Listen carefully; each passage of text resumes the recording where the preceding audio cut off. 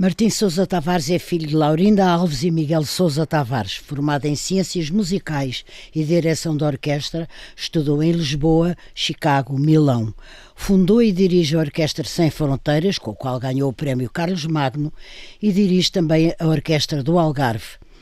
É diretor do Festival de Sintra e é, sobretudo, um incansável divulgador da música, onde cruza artes e ideias nos palcos, na televisão, na rádio, em podcasts, conferências, etc. E escreveu um livro maravilhoso, publicado em 2024. Martim Sousa Tavares, se eu tivesse que definir esta espécie de polivalência, como é que eu o faria? Olá, Maria João. Eu acho que faria da forma que tendemos a definir as pessoas que fazem bem muita coisa, que são polímatos, por oposição àqueles que fazem mal muita coisa, que são diletantes. E, portanto, entre os dois eu prefiro ser o primeiro.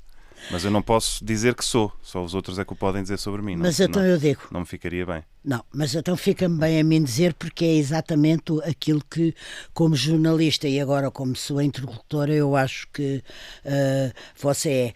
Claro que há uma ligação entre tudo aquilo que eu acabei de mencionar, divulgar a música, regê-la, tocá-la, também é pianista, mas terá que haver, penso eu que terá que haver momentos preferenciais especiais. Por exemplo, estar diante de uma orquestra prestes a operar o milagre que a música pode ser, não é um desses momentos preferenciais? Eu acho que sim. Até diria mais do que o antes. Para mim é mesmo o durante, porque o maestro é um artista de palco, mas é talvez o único que trabalha sempre de costas para o público. Portanto, numa relação protegida, digamos. Eu não estou a dar a cara, estou a dar as costas. E, portanto, eu quando estou a dirigir a orquestra não tenho o público à minha frente. Normalmente, há umas salas agora que têm o público também atrás do palco, nos lugares do coro, que eu detesto, sim. Porque é uma coisa que me não distrai. Não é uma coisa nem outra, sim. Exatamente, eu gosto de olhar para os meus músicos e, portanto, para mim isso é que é o momento preferencial. Esse é que é o verdadeiro momento em que o milagre acontece.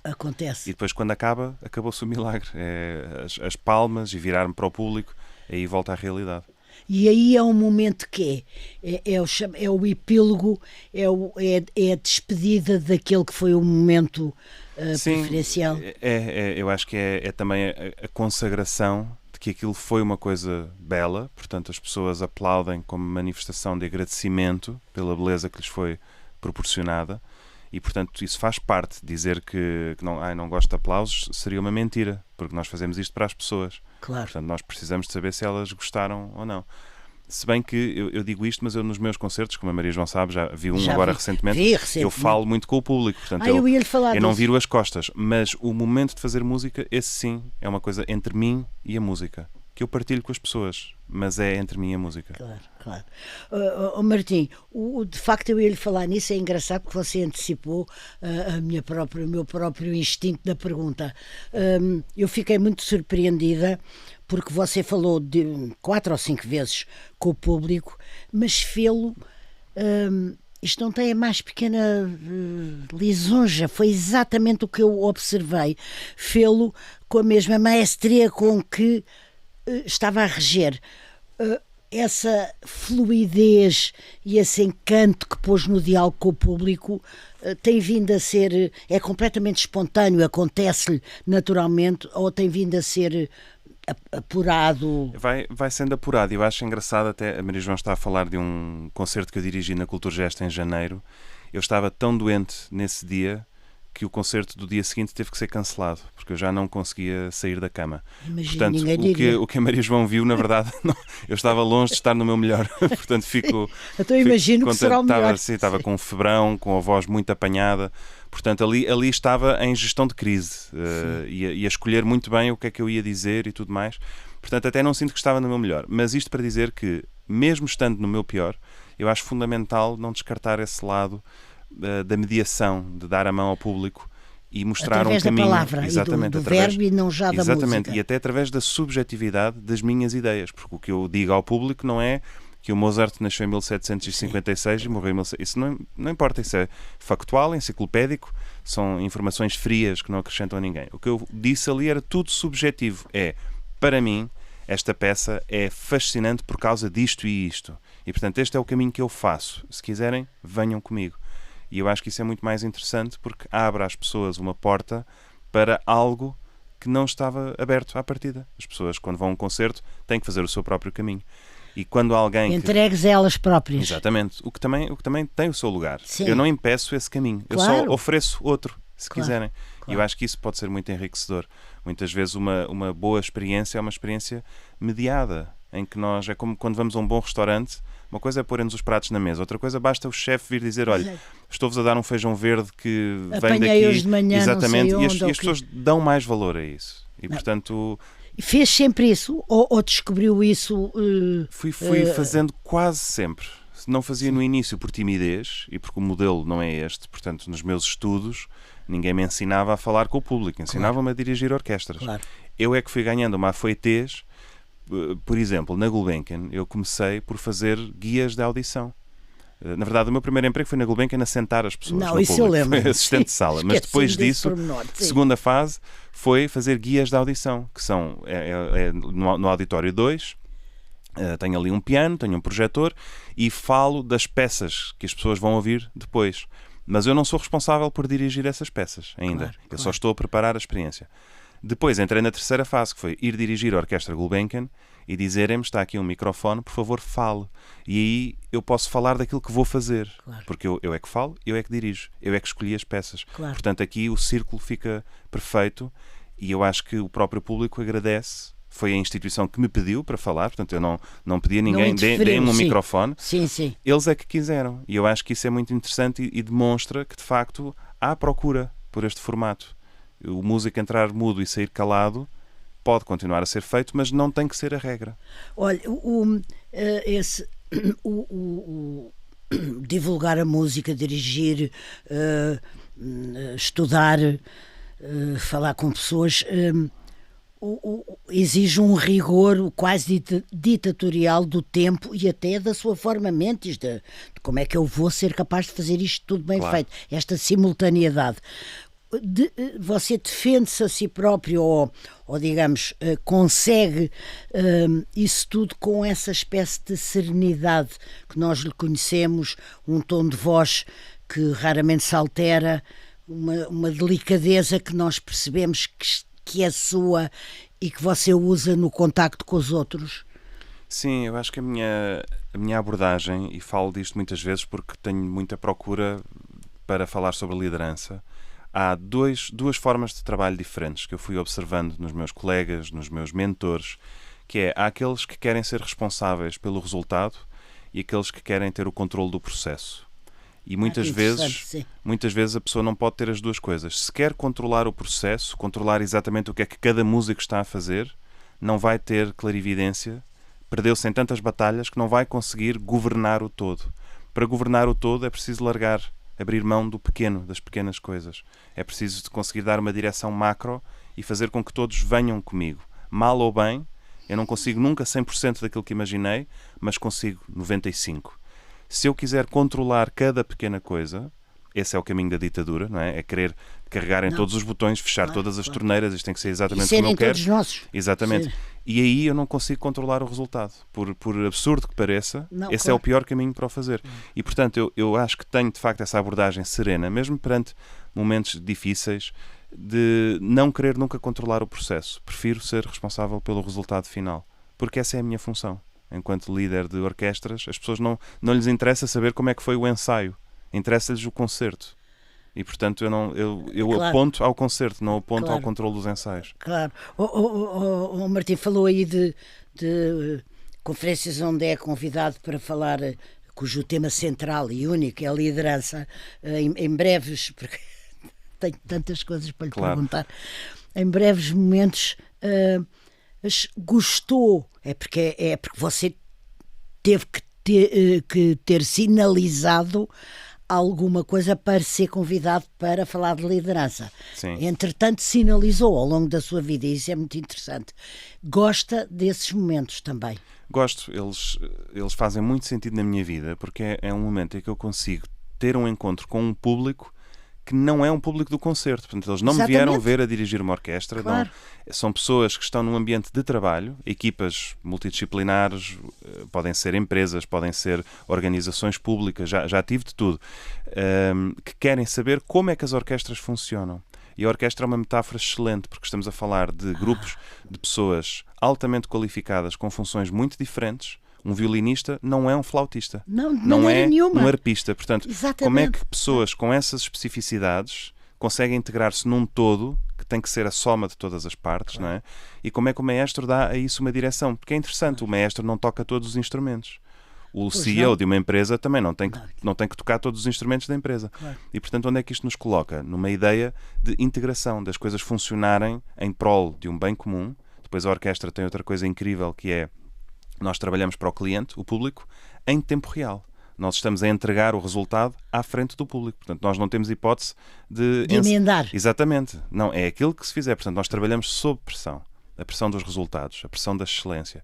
E por isso tudo isto são lições muito interessantes de como é que a orquestra faz a sua vida, sobretudo se pensar que tudo acontece em palco sem que seja dita uma única palavra. Portanto, estamos ao nível da linguagem não verbal, de mecanismos de transferência de informação muitíssimo eficazes. De gesto, de olhar. Sim, sim, tudo. De multitasking, dos músicos estarem a tocar o seu instrumento e ao mesmo tempo a ouvir os outros, que é uma coisa fundamental. Ninguém pode trabalhar só no seu pequeno. Nós Num temos, casulo, exato, sim. temos que nos integrar. E, portanto, a orquestra é uma metáfora fascinante. Porque estamos a falar de música, estamos a falar de beleza. É fascinante ver as orquestras a trabalhar. Eu mostro muitos exemplos e faz muito sentido para as pessoas. Portanto, eu adoro ver isto a funcionar. Por falar em talento, em tudo aquilo que... em música, em cultura, em liderança... Você é filho da Laurinda Alves e do Miguel Sousa Tavares e neto de Francisco Sousa Tavares e Sofia de Melbrenner Anderson. Mais não se pode dizer. Vamos falar de legados, que é uma coisa a que eu acho que se atribui, infelizmente, pouca importância, ou menos que ela, no meu ver, poderia ter. Nós somos, de algum modo, responsáveis pelos legados que recebemos. Temos que ter o valor, o empenho de os continuar, temos que os honrar, ou o quê? Assim, eu acho que o filho de padeiro não tem que ser padeiro, portanto não há uma obrigação, mas o se meu o filho... legado, deixa-me claro, só dizer, claro. o legado era lato sensu, foi um privilégio claro. do que se recebeu. Exatamente, o que eu quero dizer é, se o filho do padeiro quiser ser padeiro, vai ter que ser muito bom padeiro. Essa é que é a questão para mim. Claro. Porque, sobretudo, se tem uma tradição com cartas dadas, com excelência, tudo isso, se quiser ir por aí, então sim, tem um peso grande que carrega aos ombros. E nesse aspecto pode até ser uma coisa incapacitante da função da padaria. E, portanto, se calhar esse filho de 3 gerações de excelentes padeiros vai ser pasteleiro, por exemplo. E eu sinto um bocadinho isso. Eu não fui exatamente para as artes da palavra, da escrita, embora já seja culpado de ter escrito um livro. Um maravilhoso livro, já lá iremos. Mas sinto que ao enveredar pelas artes, aí sim, sinto, sobretudo no confronto com a minha avó, sinto que para já não valho nem metade do valor que ela tinha e, portanto, isso também me serena, de certa forma. Mas também não temos, eu sou tão contra isso, desculpa agora esta minha interrupção, não há que fazer contas, ninguém põe numa balança um prato você ou a sua avó. Mas a questão é que é uma vida inteira que a pessoa leva a dizerem este é o neto de não sei quem, este é o filho de não sei quem. É verdade, portanto, a pessoa não consegue... Esquece-me desse no meu caso, há uma coisa engraçada que me acontece até hoje, que é as pessoas chamarem Miguel. Acontece-me todos os dias da minha vida as pessoas chamarem Miguel. Sim. O apelido chega antes do nome próprio. Claro. E, portanto, primeiro que eu tenha conseguido uma vitória na minha vida, que é as pessoas dizerem ao meu pai: você é o pai do Martim, não é? Que é o que toda a vida me disseram a mim ao contrário. Você é o filho do Miguel, não é? E agora acontece o contrário. E eu acho isto uma coisa quase de justiça divina. E quando ele me disse isso, que aconteceu no Algarve, porque a minha ligação à Orquestra do Algarve fez de mim, de certa forma, uma figura do panorama cultural algarvio e, portanto, toco em todas as cidades. E acho que no mercado de peixes disseram-lhe: você é E ele à espera que digam o Miguel Sousa Tavares: não, é o pai do Martim. E eu aqui disse: fez-se justiça finalmente. A balança começou a se equilibrar. Veja lá se consegue dizer o que é que foi essencial ter trazido de casa dos seus avós e daquela maravilhosa casa da Travessa das Mónicas, que eu tão bem conheci, dos seus pais tão singulares, tão diferentes um do outro. Eu vou perguntar assim: teria sido o mesmo se não tivesse havido este legado, este caldo de cultura, esta infância e esta adolescência? Não, estaria a mentir se dissesse que sim. Uma das coisas que mais me impressiona, no caso, uma vez mais, dos meus avós, é o rigor com que faziam as coisas. Porque era um tempo em que, para se fazer aquilo que eles fizeram, iam pagar um preço muito caro. E decidir fazê-lo à mesma é preciso muita coragem e é preciso uma confiança de que se vai fazer muitíssimo bem. Há um livro do meu avô que tem um título incrível chamado Combate Desigual, um livro dos anos 60 que foi apreendido pela PIDE logo à saída da tipografia. Salvaram-se muito poucos exemplares. É um título magnífico. É incrível, e eu acho que a coragem que era precisa para fazer aquele livro, sabendo que podia pagar por ele com a vida, que o livro seria apreendido e tudo mais, então se é para fazer vai ter que ser mesmo muito bom, vai ter que suportar o teste do tempo. E eu acho que essa é a primeira grande lição, que é: nós estamos a medir-nos contra o tempo, com T maiúsculo. Não estamos necessariamente entre os nossos pares, entre aqueles que são do nosso tempo, mas estamos a produzir para este tempo abstrato. E a minha avó é prova disso. O que ela escreveu não envelheceu nem um dia. Não envelheceu passarão outras gerações e, portanto, conversava muito com eles. Bem, o meu avô já não o conhecia, ele morreu quando eu era mesmo muito pequeno. Verdade, sim. A minha avó conhecia, claro, tinha 13 quando ela morreu, mas não foi uma relação. Eu não estava a falar com a autora, não estava a falar com a poeta, estava a falar com a avó, com a minha avó. E há outra avó que muitas histórias lhe contou, a mãe da sua mãe. E que ainda está viva, exatamente. E que ainda está viva e que está-nos a ouvir com certeza agora. E que lhe contava histórias. Numa outra entrevista que eu lembro-me que o Martim me disse. Sim. Também da influência dela. São fundamentais para mim os dois lados dos avós, porque tenho esses dois avós paternos com um perfil muito exposto e muito combativos e tudo mais, e os outros dois, de um lado mais anónimo da vida, são de uma pequena aldeia da Beira Alta, mas a minha avó, por exemplo, foi das primeiras educadoras a especializar-se em crianças com deficiência em Portugal. E isto também era um ato de coragem, também era um ato de democracia, grande, claro. E uma forma de se atravessar e de ativismo. E, portanto, do lado destes avós maternos, eu aprendi sobretudo a bondade, esta entrega, a bondade, a intimidade, de uma forma que do lado do meu pai era muito diferente. Como era o lado do seu pai? Este lado mais combativo da missão pública, de dar o peito às balas. Sim. E no caso dos meus avós maternos, não, é a bondade, os laços anónimos que se criam, ajudar uma pessoa. E ninguém tem que saber disso. A verdadeira caridade, a verdadeira beneficência. Exatamente. É isso mesmo, ninguém tem que saber. A verdadeira capacidade de serviço, de ir ter com o outro. Exatamente. De pensar no outro anonimamente. Exatamente. É formidável isso. Estávamos a falar de legados, mas houve certamente algo que trouxe de casa, das duas casas, da casa da mãe e da casa do pai, e da casa dos avós maternos e paternos, que foi... estávamos a falar do culto da bondade e da generosidade para com o outro, mas também do talento, da capacidade de ter talento em situações difíceis, da responsabilidade de ter que ter talento em situações difíceis. Mas eu agora queria uma pergunta um bocadinho mais concreta, se for possível, uma resposta um bocadinho. É possível, ou alguma vez refletiu sobre isso, o que é que herdou concretamente da sua mãe, Laurinda Alves, e do seu pai, o Miguel Sousa Tavares? De um e do outro. São tão distintos. São. Personalidades tão diversas. É engraçado porque havia uma fase da minha vida em que me diziam que era muito parecido com o meu pai e agora estou na fase em que dizem que sou muito parecido com a minha mãe. Do lado do meu pai, eu acho que o meu pai pode ser uma pessoa muito desembestada. Tem uma ideia obstinada e o mundo pode estar contra ele e ele vai com essa ideia. Temos muitos exemplos disso. Exatamente. E isso para mim é uma aprendizagem.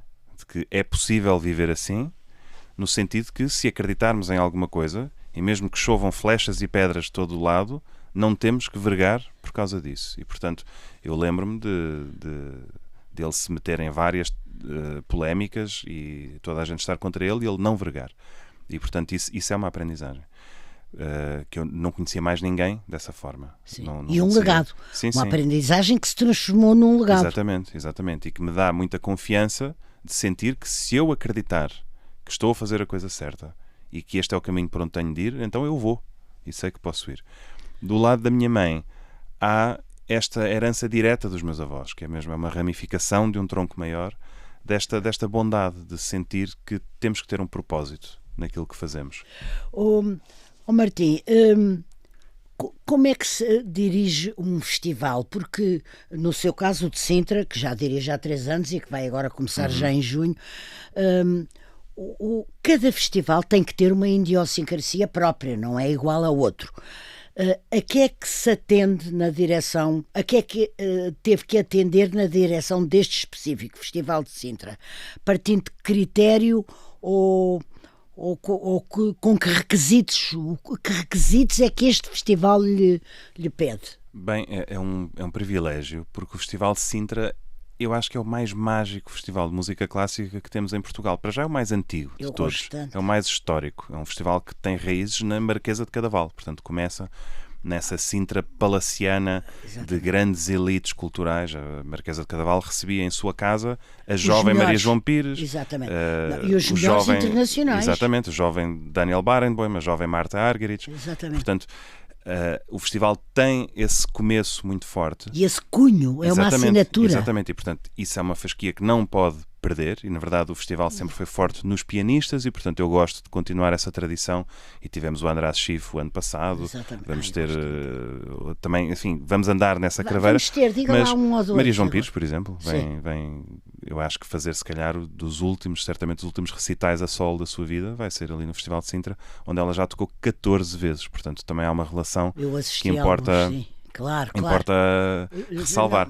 Mas depois Sintra tem uma outra coisa mágica, que é, há muitas Sintras. Podemos pensar na Sintra palaciana, a tal Sintra do século XIX, daquelas quintas maravilhosas espalhadas pela serra, e portanto exploramos essas quintas, mas há a Sintra da natureza, do Parque Natural, da Serra de Sintra, que é uma coisa extraordinária, que por sua vez tem conotações fascinantes com o oculto, com o misticismo, tudo isso. Da regaleira, por exemplo, aquele poço iniciático. Portanto, também isso se presta a muita coisa.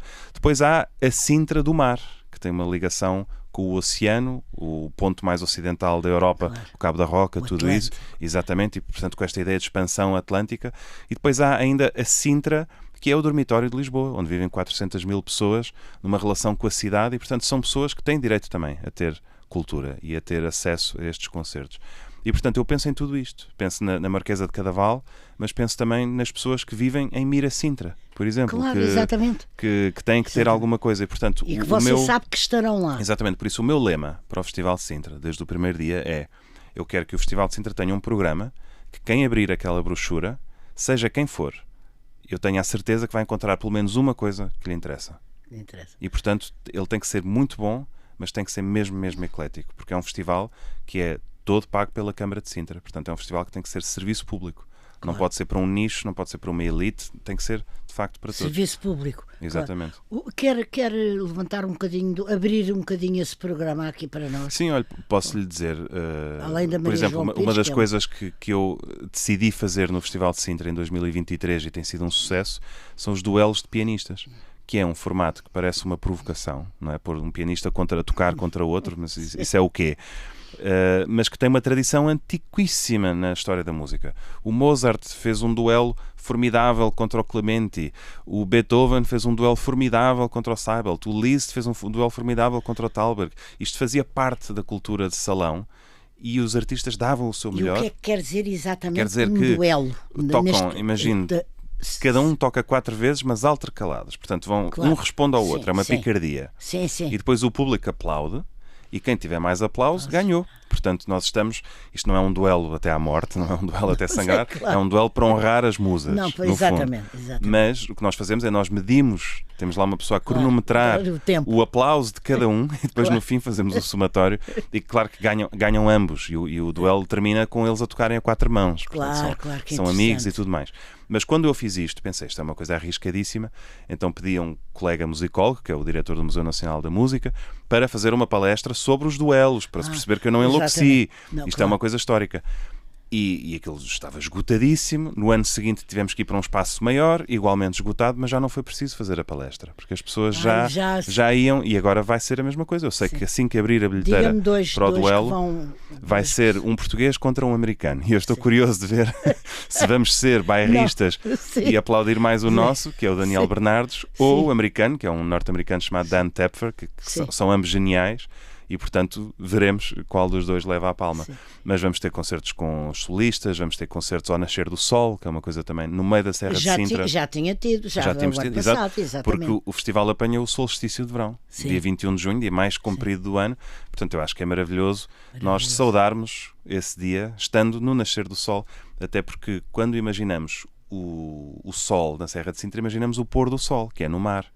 O nascer do sol é nas costas do mar. Claro. Portanto, é virado mais para a Sintra-Saloia e por isso é um desafio giro encontrar lugares na Serra de Sintra com uma grande vista, não para o mar, para Poente, mas para nascente. E encontrámos-los e, portanto, lá vamos ter o nosso concerto, que é um concerto para intrépidos, porque aquilo começa com uma caminhada.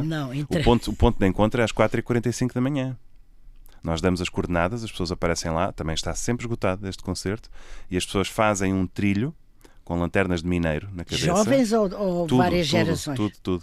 E depois chegam ao sítio que nós definimos e lá o concerto está montado no meio da serra, portanto é mesmo no meio da natureza, e há umas mantas e servimos bebidas quentes e tudo, e depois é um concerto único.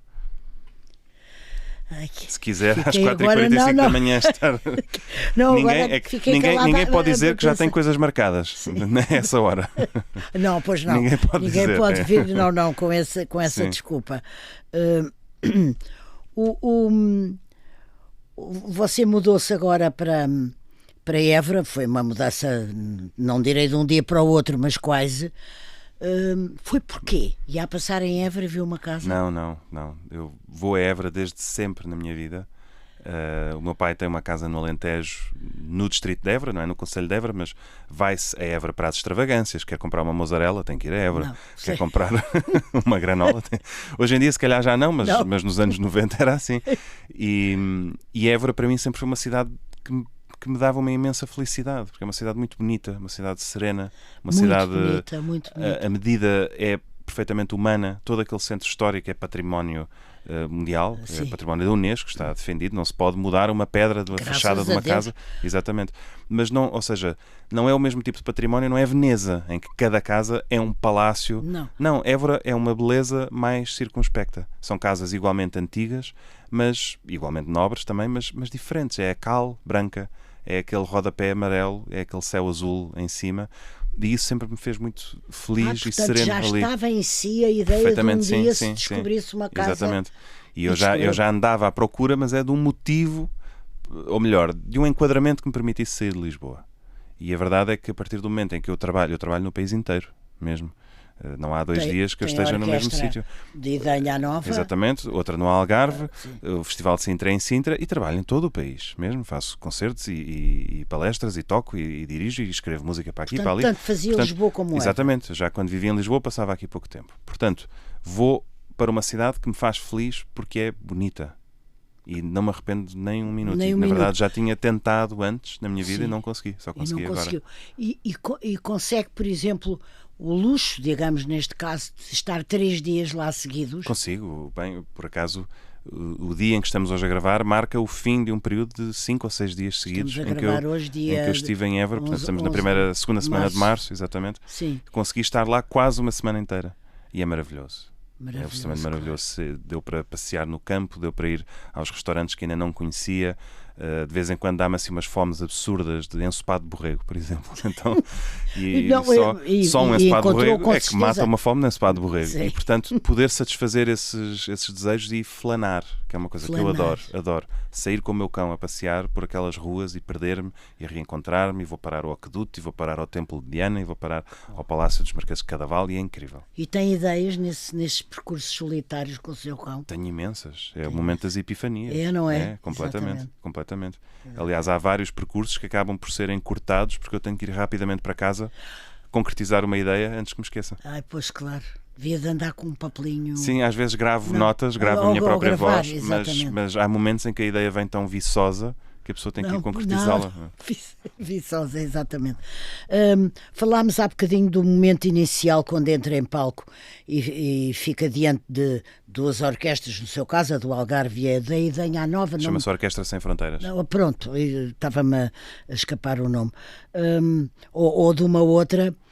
A partir daí é tudo consigo. Já há pouco abordámos esse momento, mas eu gostava de saber se é um momento que pode ser, sobretudo, parecido com um desafio,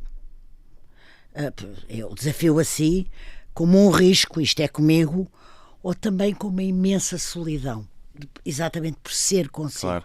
Ou mistura disso tudo. Poderia ser solitário, eu acho que consigo evitar que seja, porque eu Mas relaciono... podia ser, percebe o que eu quero dizer. Completamente. Tenho vários colegas cujas carreiras acompanho, sobretudo à distância, e a quem pergunto como é que, para saber se a vida deles é muito diferente da minha, e falam-me disso, da imensa solidão dos hotéis e dos transferes e dos aeroportos, e claro. Sobretudo colegas que têm sobretudo carreiras verdadeiramente internacionais.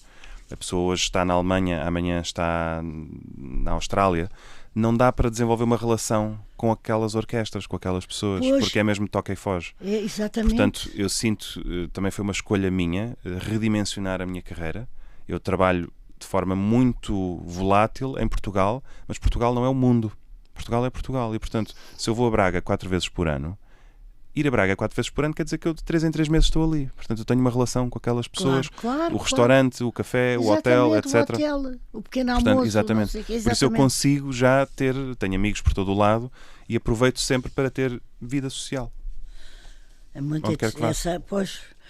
Mas de qualquer maneira tem convites para o estrangeiro, de vez em quando vai. Tenho, mas é uma escolha, ou seja, quando eu decidi voltar para Portugal, foi uma escolha muito radical. Sim, claro, e portanto, uma escolha. Eu estou a pensar, eu sinto que neste momento eu estou casado com Portugal e eu tenho uma missão a cumprir em Portugal e sinto que chegará o dia em que eu sinto que já fiz suficiente em Portugal, posso agora pensar em mim e sair daqui e, portanto, concorrer a empregos fora de Portugal, outras orquestras, outros voos. Por agora, sinto-me um artista português.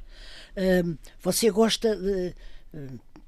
aparentemente, quem o conhece ou quem o observe gosta quase tanto ou tanto de divulgar a música e de cruzar as artes e as ideias enquanto nessa mistério de divulgador e misturar personagens, e faz isso na rádio, na televisão, etc. Faz parte do músico que é querer ampliar isso, levar a música também através da palavra, através das ideias, do seu curiosíssimo programa na RTP. Tudo são formas de passar a mesma mensagem. Mas às vezes a mensagem vai líquida, outras vezes vai em estado gasoso, outras vezes vai em estado sólido, outras vezes vai congelada, mas é sempre o mesmo conteúdo nutritivo. Eu sinto isso. Tudo são caminhos para chegar a mim e àquilo que eu tenho para dar, que é no fundo a beleza da arte, a beleza da música. No fundo é o quê? O que é que tem para dar? É isso, eu sou uma porta aberta para a beleza. As pessoas não é a mim que têm que chegar, é aquilo aonde eu levo. Ou seja, eu não sou o destino final, eu não sou a paragem terminal, não é isso. Eu sou, quem leu o meu livro sabe isso, quem vê o meu podcast sabe isso. Eu estou sempre a distribuir jogo. Eu quero é sinalizar a beleza e dizer, venham através de mim para chegarem ali. Eu levo-vos pela mão. Exatamente. O que me interessa é, venham comigo e eu vou-vos mostrar o que é o Requiem de Mozart. Ou vou-vos mostrar uma tela do Amadeu. Ou vou-vos mostrar uma fachada que nunca tinham imaginado numa cidade que conhecem da vida toda, mas nunca tinham olhado para aquilo daquela forma. Aliás, isso está no seu livro, mas sim, agora... a famosa janela do Caravaggio. Já o livro, mas é como falou de Mozart, eu quero perguntar uma coisa. dirigir uma cantata de Bach ou a Grande Missa de Mozart, não sei, é 400 e... Ui, Não, capa... não, é porque eu quis me lembrar esta capa. Bem, Caixa uma das minhas cantatas de Bach preferida, por acaso, é 404. Mas Sim. são todas incríveis. Todas incríveis, mas eu queria saber se é quase tocar aquilo que nos transcende. Nós sabemos que há sempre qualquer coisa que nos transcende. Eu queria saber se dirigir uma cantata de Bach pode ser ir mais além da nossa condição humana. É falar com Deus ou Ele a falar consigo. Posso dizer que sim, por acaso o próximo concerto que vou fazer tem uma cantata de Bach no programa, no próximo dia 5 de Abril, em Celurico da Beira, com a Orquestra Sem Fronteiras. Mas é um programa que já fiz aqui na temporada de Música em São Roque em novembro passado e vai passar também online. Nós gravámos esse concerto e portanto é engraçado até porque é uma mesma cantata de Bach que eu já tinha dirigido, que é a número 53, que é absolutamente sublime, e portanto eu dirigia em novembro passado. Ela há de passar agora na televisão em breve, provavelmente esta Páscoa. Depois em abril vou-me reencontrar com ela e sinto sempre que é um patamar que está nos píncaros e eu ando aqui nesta vida mundana, mas sei que aquilo está lá e portanto no momento de eu voltar a estudar aquela peça eu ascendo àquele lugar absolutamente incrível, porque estamos a falar... quando está a regê-la, ascendeu.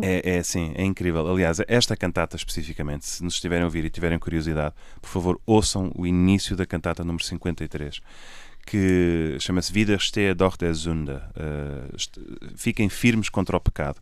E o que o Bach faz, se eu tivesse um piano, tinha todo o gosto em mostrar isto à Maria João, gosto muito de fazer estas demonstrações.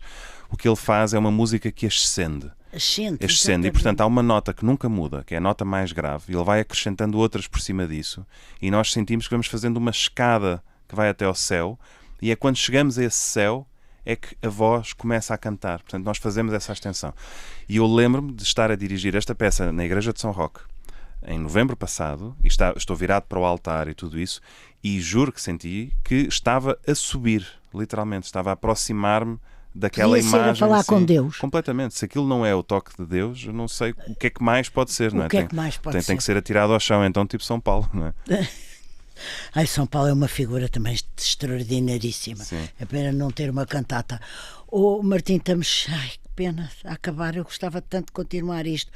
1 minuto para você próprio me falar do seu extraordinário livro. Eu tenho medo de dizer mal, o nome é tão genial. Sim. Que eu tenho medo de dizer mal. O título chama-se Falar Piano e Tocar Francês. Portanto é o contrário da frase feita. Claro. Que é uma frase que toda a gente conhece. Que era o quê? Era a receita para uma educação burguesa completa, sim, sobretudo das meninas bem-nascidas. Não, claro, se elas tocassem piano e falassem francês. Agora vamos ao livro, sim. E eu acho que eu desconstruí essa ideia, porque eu acho que nunca podemos ter uma receita completa, nós nunca podemos estar satisfeitos com aquilo que sabemos e aquilo que já vimos. E, portanto, não me interessa nada a menina que toca piano e fala francês. Interessa-me virar isso do avesso. E, portanto, o livro é uma tentativa de abrir 500 portas para arte, beleza, lugares, sítios, estados de espírito, tudo mais, sempre onde a beleza está nas suas muitas facetas, e dizer às pessoas: vão por aí, metam-se por essa estrada e vão por aí fora, com o entusiasmo que eu tenho. Portanto, é um livro narrado na primeira pessoa, coisas que eu próprio vivi e que subscrevo. Martim Sousa Tavares, não sei como lhe é de agradecer. Ora, é essa. Gostei tanto de falar consigo, gosto sempre, mas ouça o início da cantata número 53. Vou ouvir. Vai ver que sente essa ascensão. É incrível. Muito obrigada, Martim. Obrigado, Maria João.